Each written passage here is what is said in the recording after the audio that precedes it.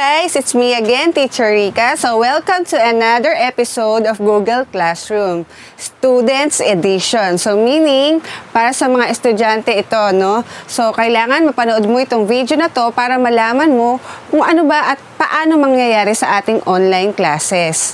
So, sundan natin ang step-by-step process. So, let's start.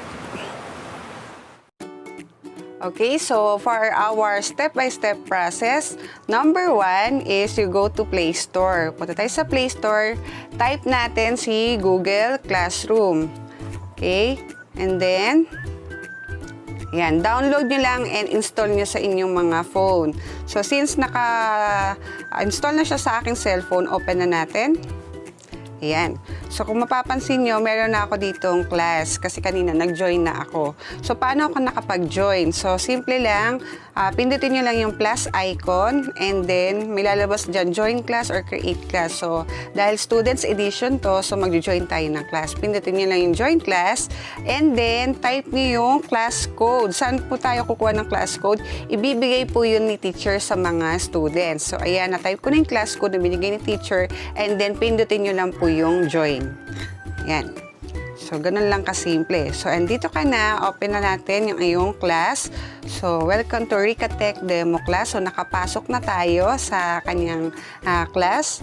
So, ano po ang makikita natin dito sa loob? So, dito sa baba, makikita natin na meron tayong tatlong tab. So, the first is the stream. Yan din. Classwork. And then, people. So, tatlo ang tab niya. So, isa-isahin natin sa umpisahan natin sa stream. Okay, ano po yung stream, no? Parang Facebook lang din yung sa stream. So, dito, pwede kayo magpalitan ng mga information ni teacher nyo or classmates nyo, ng mga comments and posts. Ayan, dito po yung sa stream. So, kung ano po yung pinaka-latest na ginawa or pinost ni teacher, ay dito po yung lalabas sa pinakataas. Okay? So, dito, umpisahan natin sa baba. Ayan, meron po sa ating welcome message si teacher, no? Hello, welcome to our virtual classroom. Yan. So, as a student, pwede ka mag-reply kay teacher or kaya mag-comment, no? So, let's say, nag-reply ka, "Hi, teacher. Okay, thank you. I'm excited to learn." Ayan, sana lahat ng students ganun, no? Excited to learn. Saya nun. Okay? So, pagtapos na yung iyong comment, pinutin mo lang to. Okay? And then, mapopost na yung iyong comment. And then, next is, after that, merong pinost si teacher na assignment. Okay? So, iba-iba siya ng icon bawat type of file or material na ginawa ni teacher. This one, new material. Okay, Earth subsystem. Then, next one, new assignment. And then, may new question din siyang pinost. At another new assignment. So, dito po natin yun makikita sa stream. Okay? And then, next is sa classwork. Open natin yung classwork. So, ito yung mga nakita nyo rin na pinost sa stream. Pwede natin siyang i-open. Ano ba yung mga classwork na mga dapat mong gawin, no? So, mapapansin nyo, meron pong mga icon na naka-gray at naka-green. Yung gray color, ayun po ay tapos nyo nang gawin or hindi po sasagutan like this one. Yung quiz number 1, sinagutan ko na po siya kanina. And then, yung Earth subsystem dito, naka-gray din siya kasi material lang siya. Hindi siya assignment or quiz. Okay? So, yung mga green, yun yung mga dapat pa nating sagutan or gawin. Okay, so try natin i-open to isa-isa. Quiz number 1. Okay? Makikita natin na meron siyang tatlong attachments. So, ito yung quiz. Then, may material, PowerPoint, at may video pang in-attach si teacher. So, napakadali na lang, no? Kapag meron kayong hindi masagot doon sa quiz, pwede nyo i-open yung mga additional materials na in-attach ni teacher. So, try natin i-open yung quiz. Okay? Yung quiz natin, ayan, sa Google Form. So, multiple choice siya. What is the biggest object on the solar system? Pinutin mo lang yan. Ayan, kanyari, Jupiter. Ayan. So, kailangan mo mag-sign in ng account para makapag-answer ka nung inyong quiz. Okay? So, supposed to be, tapos na natin siyang sagutan, isasubmit mo lang siya. Okay, dahil nasagutan ko na nga siya, ayan. Bumalik na yung aking work kasi chinek na ni teacher, ni-return niya na sa akin 4/4. So, perfect. Okay? And then, next is, meron din tayong quiz number 2 on Earth subsystem. So, dito, ang inattach naman ni teacher ay isang link.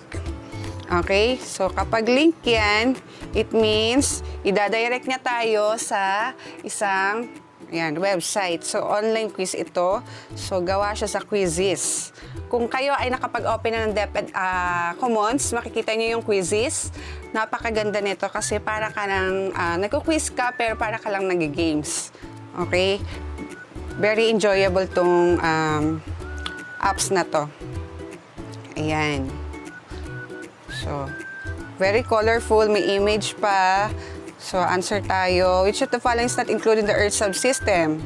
So, ayan, ganyan siya. Okay. May mga power up pa, no? Then, sumunod, question number, at may ranking. Umaakyat ka every time you answer the answer correctly. Okay, and then next is, meron din tayong, how does the atmosphere support other subsystems? Okay, pwede natin sagot dyan is, it supply reservoir of water vapor and oxygen and carbon dioxide. Ayan, tatlo yung answer ko. Correct. So, you see? So, ganyan po yung, ito, yung binigay ni teacher na quiz. Okay, let's try to go back. Okay, so nasagutan na natin yan.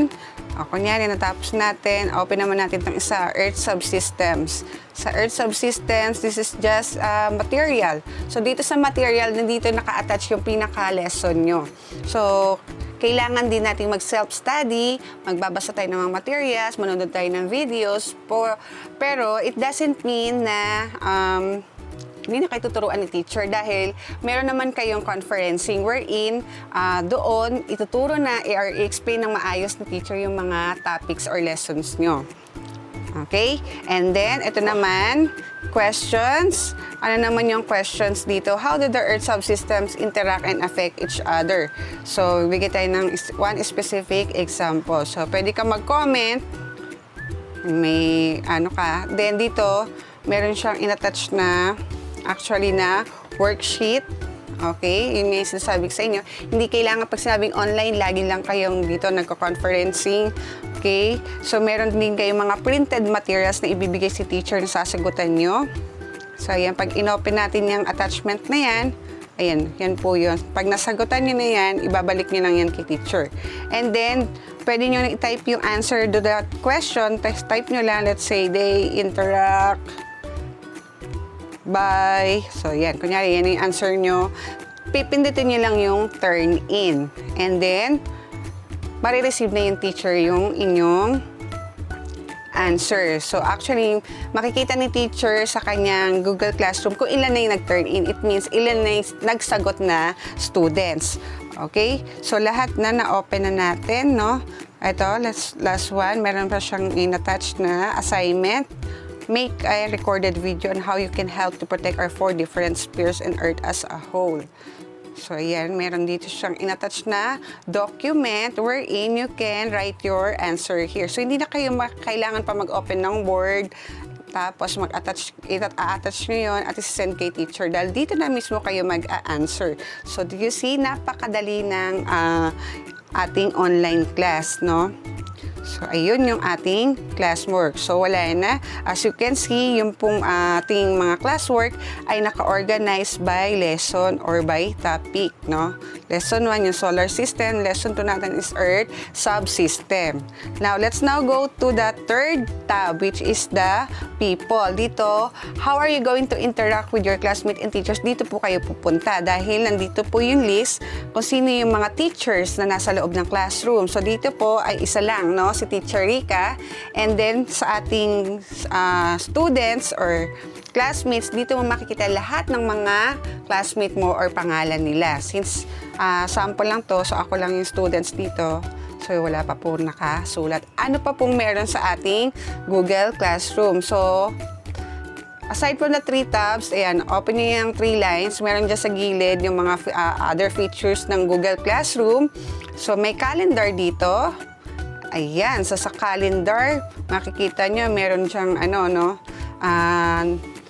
mga dates na naka-notify kung anong meron. Let's say 25, meron kang due date ng assignment, quiz number 1. Sa 31, meron din.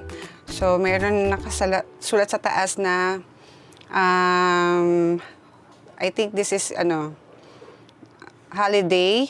And then, sa baba, meron kang due date din na quiz number 2. So, you see, naka-organize na lahat, nakasulat na kung ano yung mga dapat mong gawin. So, you won't miss a thing, no? Yung mga classworks nyo. Okay, may notifications din. Parang Facebook nga, di ba? So, nag-notify kung mayroong mga bagong post si teacher. Ayan po, yung sa ating notification. And then, next, meron din tayong to-do list. Ayan, so, sinusulat na mismo ni Google Classroom kung ano yung mga dapat mong sagutan or gawin. May due ka sa July 31, quiz number 2. Ito, meron ka pang 2 sasagutan na walang due date. Ang galing, di ba? So, dito sa done, kapag ito naman yung mga classwork na nagawa mo na. So, dahil nasagutan ko na kanina yung quiz number 1, ayan, lumabas na siya sa done. Okay, and next, meron din tayo, ano pa? So, ayun po yung mga different features ni Google Classroom. Okay?